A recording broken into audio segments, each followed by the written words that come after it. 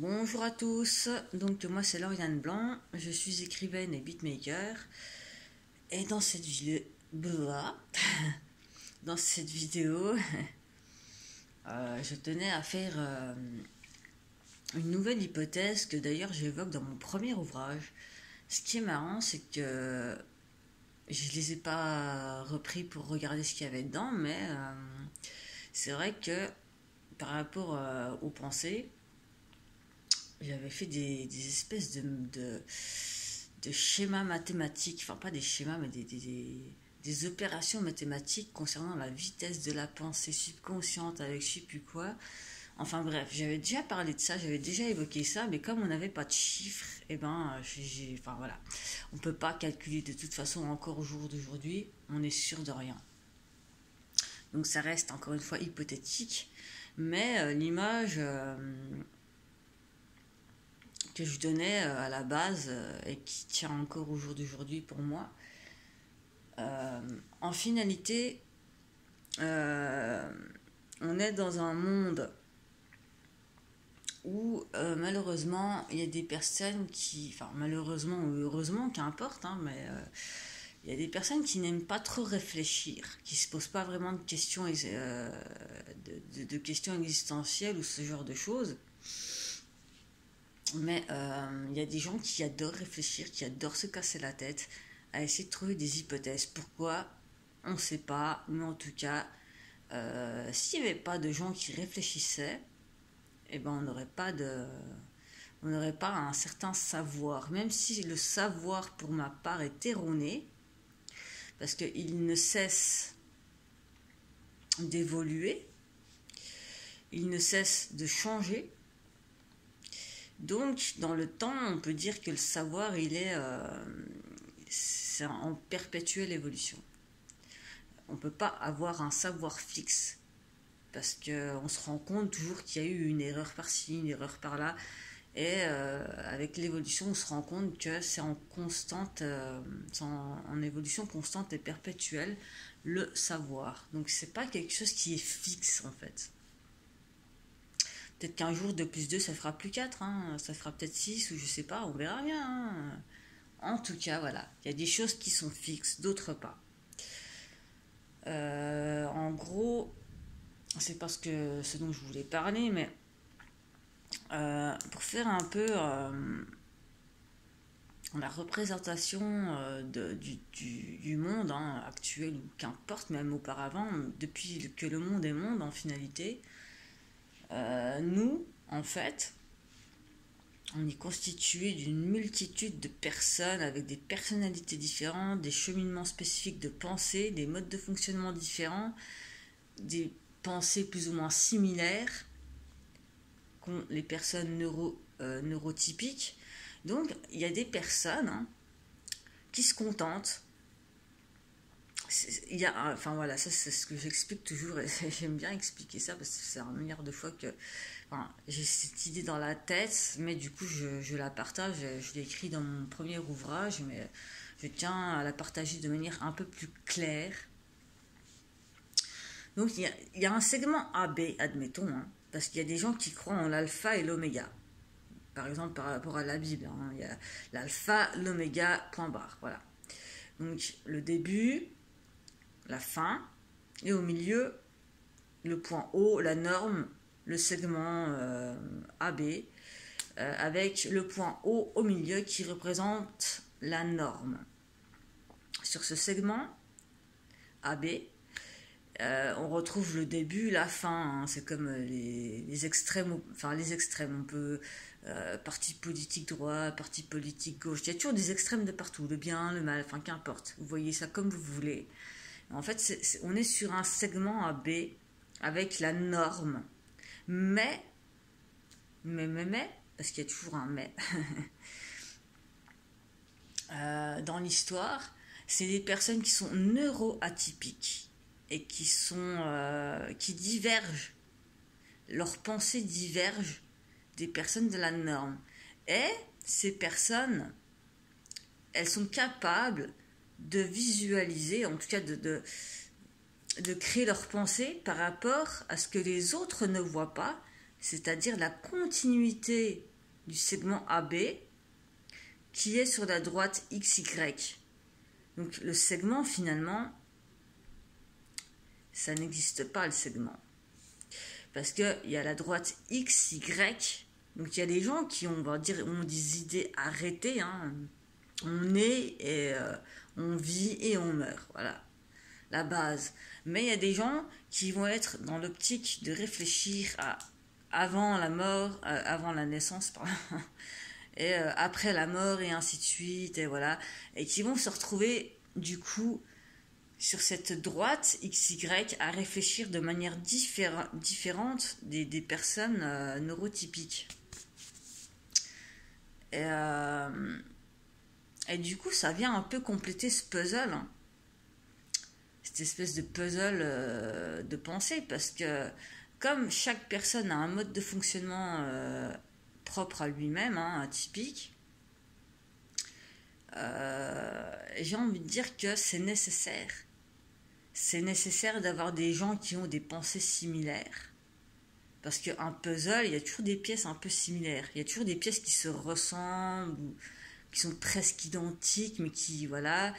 Et il y a aussi des pièces qui sont complètement, qui divergent complètement des autres, qui sont complètement différentes et voire un peu farfelues, ou voilà. Mais si on prend l'un sans prendre l'autre, on n'arrive à rien. On ne peut pas construire quelque chose si on n'a que les mêmes pièces, si on n'a que des pièces identiques. Il faut impérativement des idéaux qui sortent de la norme, sans quoi on ne peut pas construire, évoluer, grandir, s'améliorer et penser, réfléchir et, sur de nouvelles choses et encore et encore et encore et encore. Voilà, tout simplement. C'est une manière de voir les choses, mais moi c'est comme ça que j'ai toujours vu un peu ce monde en fait.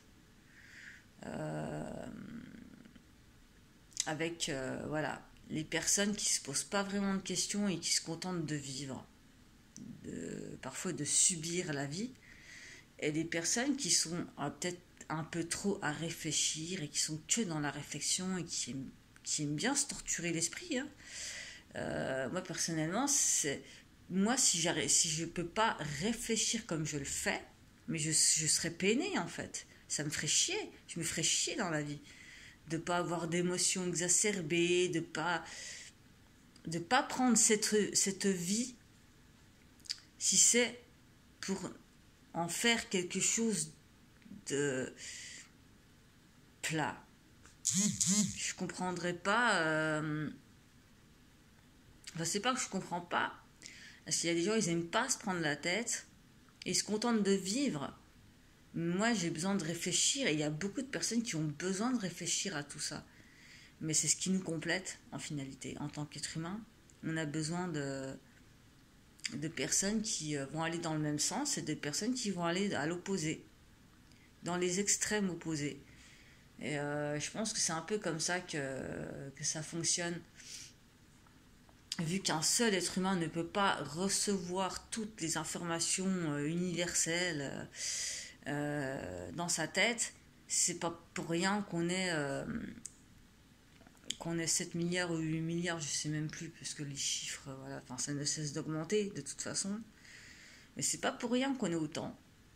C'est pour essayer de se comprendre, de s'entendre, et d'échanger, de converser, et surtout pour essayer de construire et non pas de déconstruire, d'évoluer et non pas de régresser.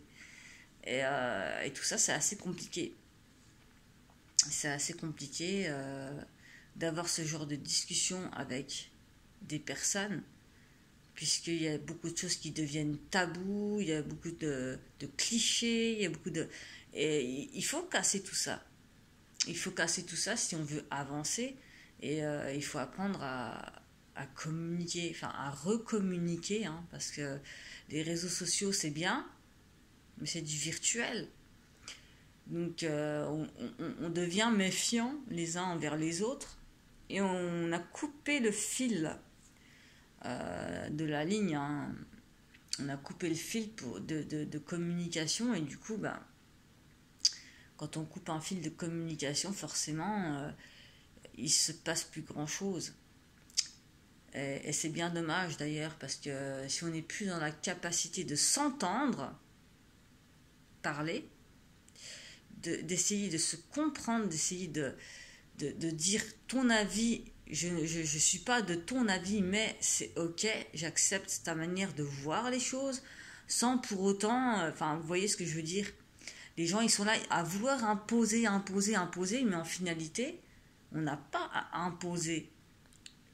On peut exposer, et c'est en exposant qu'on peut avoir des échanges. C'est pas en disant ça c'est comme ça c'est comme ça c'est comme ça. Non, c'est pas comme ça que ça fonctionne. Et malheureusement, c'est comme ça que ça fonctionne de plus en plus au jour d'aujourd'hui. Euh, les gens ne savent plus, en finalité, avoir une position neutre. Se montrer neutre et dire, bah voilà, moi je pense que c'est comme ça et comme ça. Et l'autre personne, elle n'est pas d'accord avec vous, donc elle vous dit, bah non, moi je pense que c'est plutôt comme ça, comme ça. Il y a des choses qui peuvent s'embriquer les unes dans les autres dans les discours entre deux personnes, dans un discours entre deux personnes.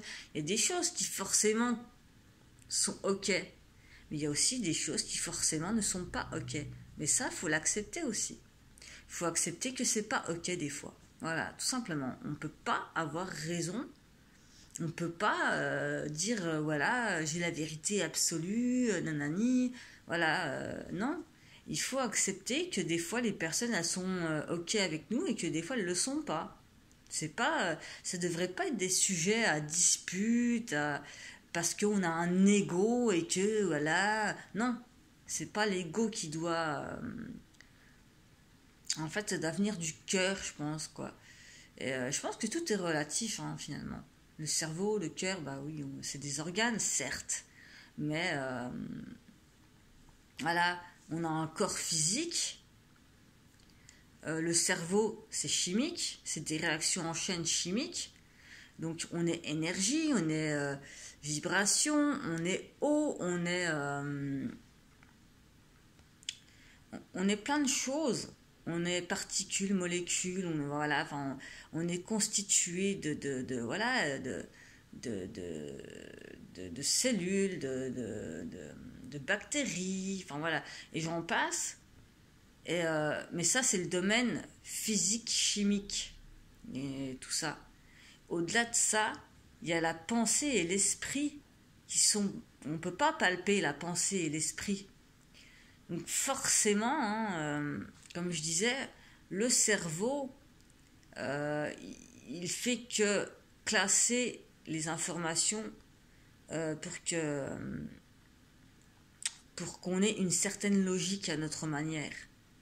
Quand on dit des choses, quand on fait des choses, on a une logique, parce que le cerveau, c'est ce qui est, euh, il est fait pour faire cette logique-là.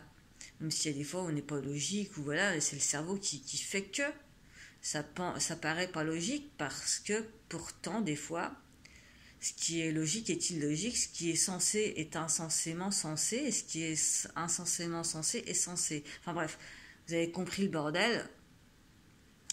On vit dans quelque chose qu'on ne peut pas, on peut pas être sûr de tout. Voilà, on est tous logés à la même enseigne, hein. On a tous le pouvoir de réfléchir ou pas, et voilà, et du coup, bah c'est à peu près tout ce que j'ai à dire, hein. Mais voilà, on n'est que des carcasses physiques, chimiques. Au-delà, il y a l'esprit, la pensée, et pour moi, au-delà, il y a encore autre chose, et encore autre chose qu'on ne sait pas, qu'on ignore, qui c'est, les extraterrestres, je ne sais quoi, mais quand l'homme a créé le PC, il s'est créé à son image, mais de manière en binaire et compagnie. Euh, Est-ce que nous, on n'est pas aussi des créations des extraterrestres, des espèces de, comme on dit déjà, de